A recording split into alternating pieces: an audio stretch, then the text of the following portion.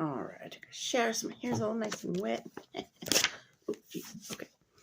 All right, so I'm going to be reading David Defeats the Amalekites.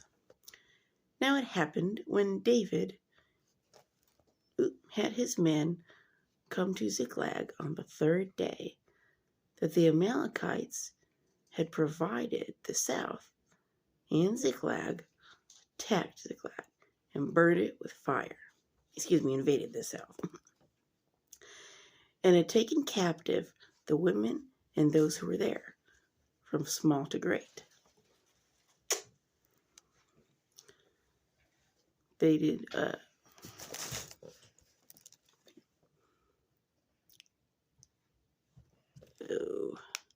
They did not.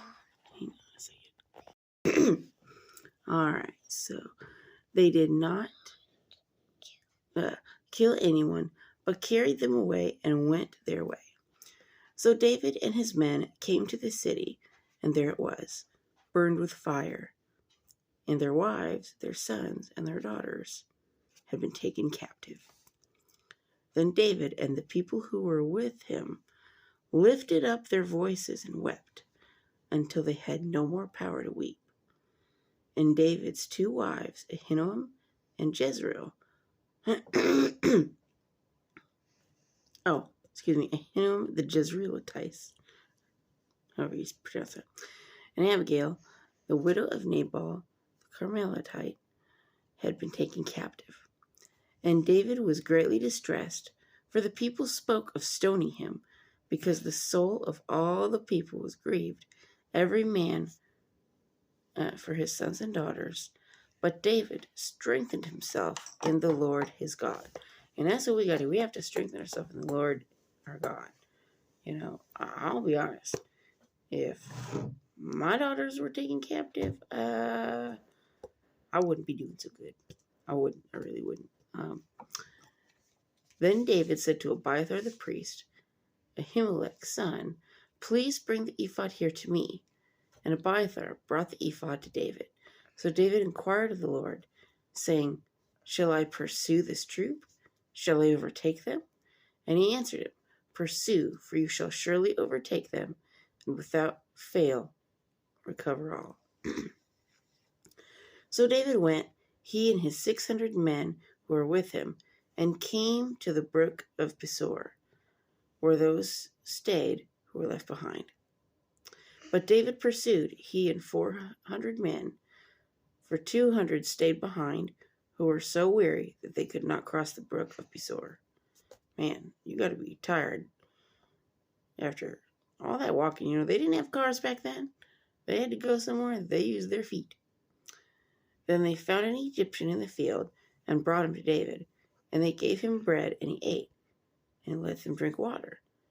And they gave him a piece of cake of figs, and 2 clusters of raisins. So when he had eaten, his strength came back to him, for he had eaten no bread, nor drunk water for 3 days and 3 nights. Then David said to him, to whom do you belong, and where are you from? And he said, I am a young man from Egypt, servant of Amalekite, and my master left me behind, because 3 days ago I fell sick. So, yeah, back then, if you got sick, you probably were going to die. We made an invasion of the southern area of the Cherethites in the territory which belongs to Judah, and of the southern area of Caleb. And we burned Ziklag with fire. And David said to him, can you take me down to its troop?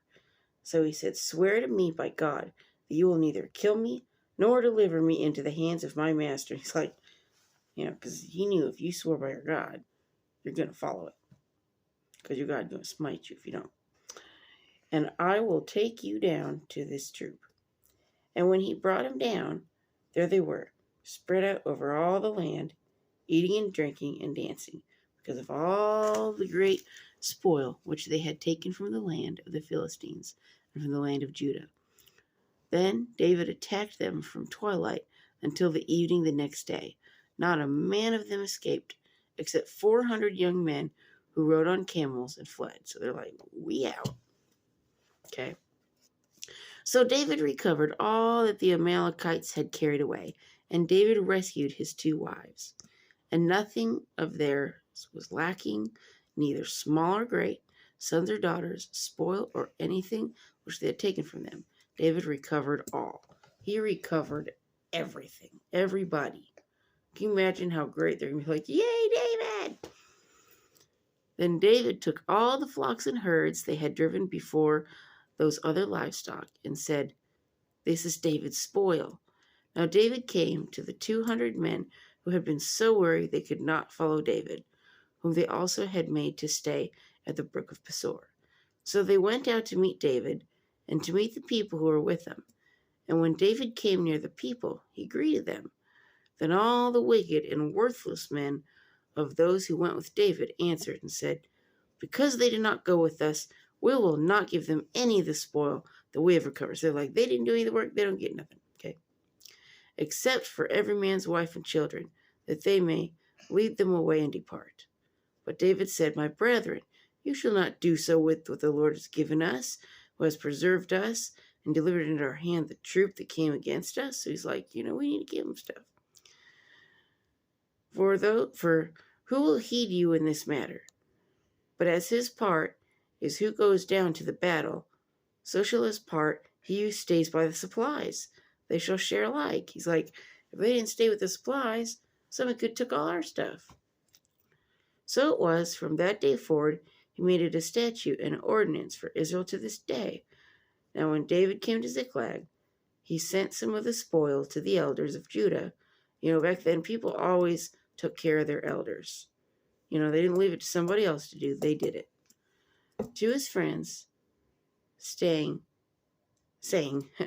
"Here is a present for you from the spoil of the enemies of the Lord." To those who were in Bethel, those who were in Ramoth of the south, and those who were in Jetur. Those who were in Aroer, those who were in Ziphmoth, those who were in Eshtemoa, those who were in Rakal, those who were in the cities of the Jerahmeelites, those who were in the city of the Kenites, those who were in Hormah, those who were in Chorashan, those who were in Ethak, those who were in Hebron, and to all the places where David himself and his men were accustomed to rove. I like that, to rove.